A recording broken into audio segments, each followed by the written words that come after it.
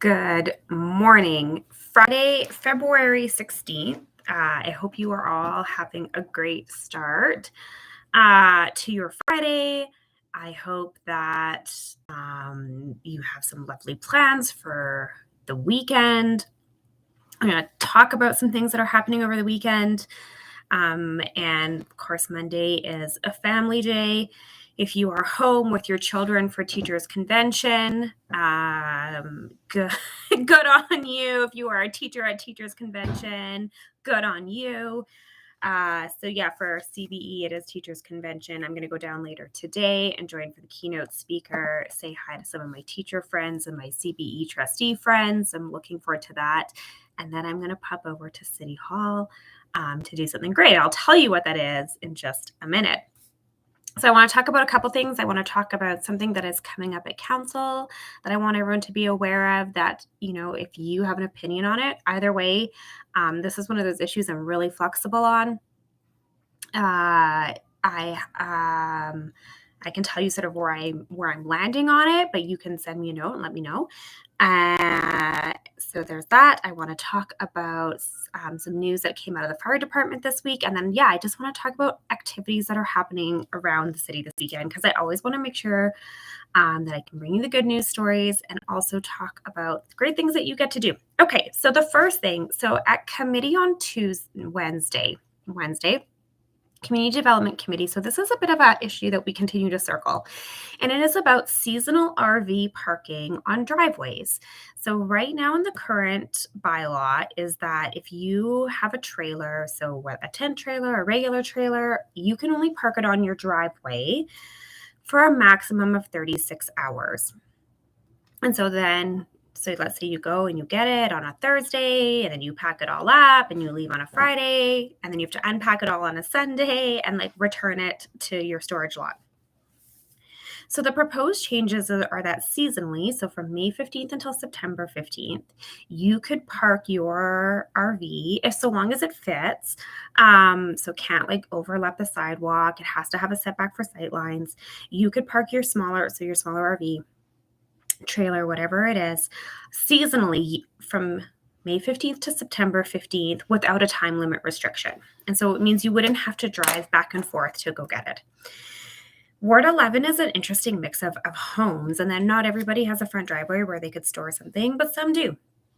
And it was actually one thing that I heard on the campaign trail was that this was something people with RVs and trailers were looking for. They wanted this extended. They didn't want to have to drive back and forth. There's some advantages to keeping your fridge plugged in. We heard a lot about people who were renovating older trailers, wanted this time because they actually sometimes weren't able to bring it back and forth. So we looked at some potential permitting, could you get a long stay parking permit for this kind of thing? But ultimately it came down to, if you have a front drive, should you be able to park your personal property on your personal property seasonally? So I'm supportive of it. Because I do think it gives people that opportunity to just have their trailer on site, and whether they need to clean it, whether they need to, keep their fridge plugged in. I also love the fact that it's if people aren't having to drive back and forth, that's emissions reduction. So I like it from a climate perspective. And we know often it's actually your large vehicles that are hauling RVs and are hauling your trailers to back and forth. And so this is trip elimination with those large vehicles. So I'm pro it. I think there's a lot of other cities and municipalities across the prairies who do this. Can it be unsightly for a few months of the year? I do. I think they go away on the weekends. And full disclosure, I don't have a trailer. I don't have a front driveway, so I have zero benefit from this. This is really actually something I heard. So I'm also super flexible. So we need to hear from you. Pros and cons of people being able to have their trailers on a front driveway or a side driveway, so essentially in front of their garage, not year round, seasonally, May 15th to September 15th, but with no time limit. So this doesn't affect on-street parking, so I'll say that. So if you only have on-street, you still would be bound by those 36-hour rules. But this is just on that front driveway. So happy to hear from you. Send a note into the Ward 11 office, ward11@calgary.ca. And really it's just like a simple like yes, no to this. If you're following along on Facebook, we'll put the link in there about the issue. And this is one that's like council's very divided on, and like not on like what we've seen as like consistent voting trends. Everyone's kind of all over the place on this. Some people love it, some people hate it, some people are super indifferent to it. But that's one thing. So yeah, like pivot a little bit. I want to talk about something that fire, a decision that we funded for fire. And this is both a good news and a bad news story. So the good news is council funded for the fire department additional funds so they could have an additional what's called a medical response unit. So essentially it's an SUV that is able to respond to medical calls. We are placing that vehicle downtown. So at number one station is the busiest station downtown. Part of it is just downtown during the week. There's oodles of people down there, so we get called there. But it is one of the busiest stations. Fire already has one of these units, but this allows them to sort of stagger those units. I'm also going to say this because this is where this is the good news, bad news story. AHS also has what they call PRUs, paramedic response units. So similar vehicles, similar intervention, they have paramedic response units. They have a few across the city, but they don't specifically have one dedicated to downtown. So we're going to loop back to that because why? Why are we putting in an additional paramedic response unit? Medical calls for fire have gone up by 18% in the last year. Now, that's driven by two things. One, just population growth, but two, it is really stemming from the opioid crisis. Responses to opioids, so essentially opioid overdoses, have gone up by 45%. This is across the city. So while we are putting the medical response unit downtown, because that is where some are happening, it is not where all are happening. And so we actually have data and stats through fire that shows where opioid overdoses are happening. It is not only downtown. It is not only the unhoused population. It is also individuals who are working, who are housed. So they are everywhere.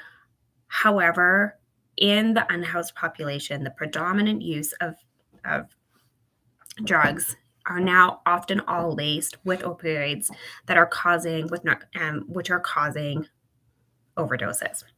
So what does this tell us? This tells us that, one, we're stepping in to be a medical response and we're not getting funded by the province. Now, we are having those conversations with the province, but they get the same data that we do. So any Delta and Echo calls, so when a call comes in from medical to fire and to EMS and to police, it's rated on a scale of 1 to 5, alpha through Echo, so using that phonetic alphabet.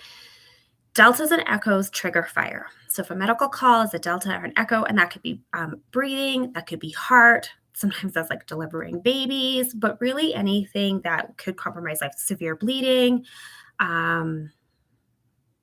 unconsciousness. So, and again, this is like the 911 system has that whole rating. Fire goes to it because they are able to do, if you've ever taken first aid, their ABCs, airway, breathing, circulation, so they're able to do CPR, and they have a defibrillator. They can control the breathing and the airway, and the intervention. And then, of course, now they've got Narcan on board. And so they are responding to a lot of these calls. Now, the good news is when you put a smaller unit out, so when you put an SUV out versus a large truck, one, it's able to pivot and maneuver, and it just takes less resources. It can take 2 individuals versus 4 individuals. So when you send out an engine, you have to put 4. Like there are rules around it. So we're able to respond a little bit faster in a smaller vehicle, and it's just less expensive to drive that vehicle around. So that's one thing. So but then I go back to, why isn't AHS doing this? Why are they not putting their PRUs in the downtown core or across the city to be able to respond to these? Because we know often what they are. It's actually very cut and dry what they are. So this is a frustration. These are the conversations we need to be having with the province about the fact that we are not getting reimbursed for doing medical calls that AHS should be going to. I have a lot of thoughts around this generally, around the fact that we have a disintegrated system. So both not integrated, but also like disintegrated as in falling apart, it feels like, system between fire and EMS. And it wasn't always that way. So we used to have a system.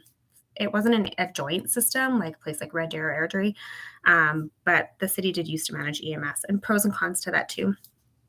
However, it feels like it's gotten worse, and that's only the perspective of fire. But also, as we did 2 different 911 call centers, so the fact that AHS has one strictly for ambulance and we have one for fire and police, there are some challenges, for sure. There are definitely some challenges. And so when we think about what are we really providing to people, how are we providing life-saving care, and who should be doing it, and I think we should all be doing it. So I would encourage everyone to carry Narcan with them. It's just interesting. So medical calls now make up 55% of fires total. So I think what this really goes to show is like all of the work that we are doing, and I think like I'm just going to say the collective we rather than pointing fingers, it's not working. And it's very tricky and challenging. So if we talk to our policing partners, we know that the tracing and the tracking of opioids is very, especially like those synthetic ones, are very, very difficult. They're having a hard time, and they were just hitting our streets, and they're hitting absolutely sort of everything in very dangerous ways. So like the drug poisoning crisis. So people may be thinking they're taking one drug and they end up taking something that has something laced in it. And we've seen it in the numbers. The number of deaths that are happening are going up. So I am grateful that we were able to provide this funding. I am glad that we are going to be saving lives. I am so sad that we are not jointly working on this and that we are not collectively taking responsibility. And that I think we're sort of turning a blind eye to those who need it the most. So I would say there is interesting care that is happening. Do we need recovery beds? Absolutely. Do we need intervention? Absolutely. Do we need a different kind of care for those who are experiencing homelessness and addiction simultaneously and mental health? Yeah, we also need that. So we need a complementary suite of services to truly help people. And I will always go back, though, that prevention matters most. Prevention matters the most. So let's pivot to all of the good things that we are doing across the city this weekend. Okay, so what just launched? The Minecraft challenge just launched. So if you have, someone just put on one of these, I'm on 3 platforms at one time here. Permanent supportive housing. Absolutely. Speaking of permanent supportive housing, Councillor Walcott, I have a notice of motion about it. I didn't talk about that. I'm going to talk about it next week. Thank you. Yes, especially for those with high complex needs individuals. So let's talk about what's happening. Okay, I'm going to go back to Minecraft. So if you have a kid in Calgary, and if they're in CBE, you will know about the Minecraft challenge. The Minecraft challenge is a perennial favorite. My kids love it. And it's where the kids get to build the city through Minecraft. And so it is teaching civic literacy. It is getting innovative ideas. And I love getting youth involved in the concepts of city building and city planning. They've got really cool, fun ideas. The youngest of mine will be talking about it as long. And it's just, and since I've taken on this role, the way that my youngest has interacted with Minecraft has totally shifted. But it's really fun to see. It's really fun to see. So that's super great. One City, One Sport through Sport Calgary is happening this weekend. There are oodles of free events. Now, some might be familiar with all the youth programming around sport that Sport Calgary does. The great thing with One City, One Sport is there are also like free adult opportunities to try different things. So that could be lacrosse, that could be Australian football. There is skating. There's a whole bunch of different things. So that is really great. So if you want to check out One City, One Sport, There's lots of great free activities happening. I think a lot of them you just have to register because there's like maximum spaces, but there's oodles and oodles of free things. And just go move your body in something, and you don't have to commit to it. It's just like, hey, what could I go try and experiment and be fun and have fun with? So that is a great weekend. That is a great thing happening this weekend. It is the last weekend of Chinook Blast. So I did Chinook Blast last weekend, sort of like all the outdoor fun interactive things with my kids last weekend. I have 2 friends who have art installations, actually 3 friends who have art installations. So that is super fun. My friend Mackenzie has the Bird that's on NMC. So it's a digital projection. So if you want to check that out, that's my friend Mackenzie. And then right in front of City Hall, there is sort of like I don't even know what to call it. Anyways, there's a whole bunch of digital screens, and it's connected to this podium with all of these buttons. So here's my hot tip. It's a game, and it's a game of Simon Says. So if you remember, we had to go like red, blue, red, blue, blue, red. So that is what it is. So the buttons is actually a pattern. So if you can do it, you'll like unlock all of the cool things that are on the screen. That's my hot tip. I only know it because that's my friend Paula Big Art, Paul at Big Art, and super cool. He debuted this sort of same idea at Beakerhead a few years ago. It's really, really fun. So there's that. And then, so I'm going down to Teachers Convention today, going to hear the keynote speaker, but I'm super excited because Market Collective is set up in the atrium at City Hall, and I got maker friends down there. I'm really excited to go see my friend Rachel at Laughing Sparrow.